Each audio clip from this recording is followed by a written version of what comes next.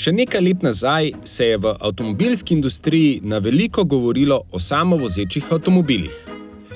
Potem je pobudo prevzela elektrika, samovozeči avtomobili pa so zapeljali na stranski tir.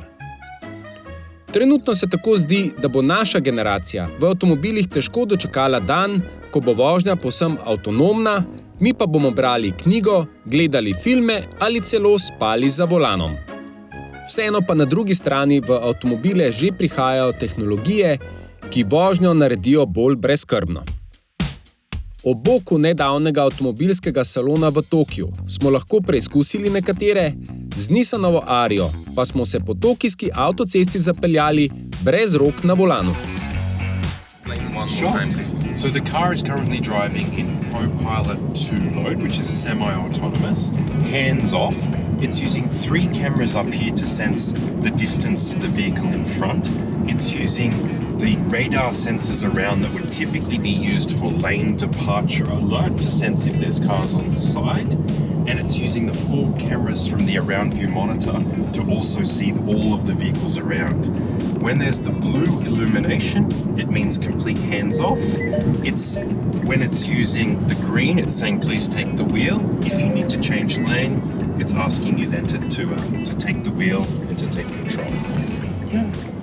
A čas za posipanje s pepelom vseeno še ni nastopil.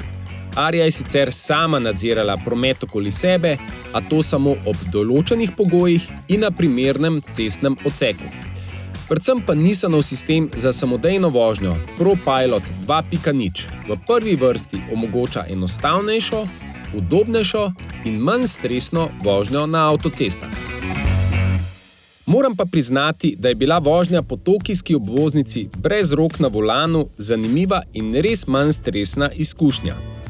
Nissanov sistem ProPilot sicer še vedno želi, da ste med vožnjo pri stvari in gledate na cesto, a ni potrebno, da imate roke na volanu. Če sistem zazna kakršnokoli nepravilnost, recimo gledanje stran oziroma pogovor s sopotniki, takoj opozori, sicer pa nadaljuje samodejno vožnjo. Ko kamere zaznajo, da ta ni več mogoča, pa voznika opozori, da prevzame nadzor nad vožnjo in volanskim obročem. Sistem ponuja tudi pomoč pri menjavi voznega pasu, a ga mora voznik opraviti z rokami na volanu, kar pa tako ali tako počnemo tudi brez te tehnologije. Je pa res, da je v Arii s tehnologijo ProPilot ta postopek nadzorovan in ga lahko izvedemo zgolj takrat, ko s tem ne oviramo ali ogrožamo prometa okoli sebe. Nissan Aria s sistemom ProPilot 2.0 je tako še vedno daleč od samovozečega avtomobila. Je pa res, da prinaša pomoč, ki bo vsaj nekaterim voznikom pomagala, da vzpostavijo trajnejšo in zaupanja vredno vez med voznikom in napredno tehnologijo.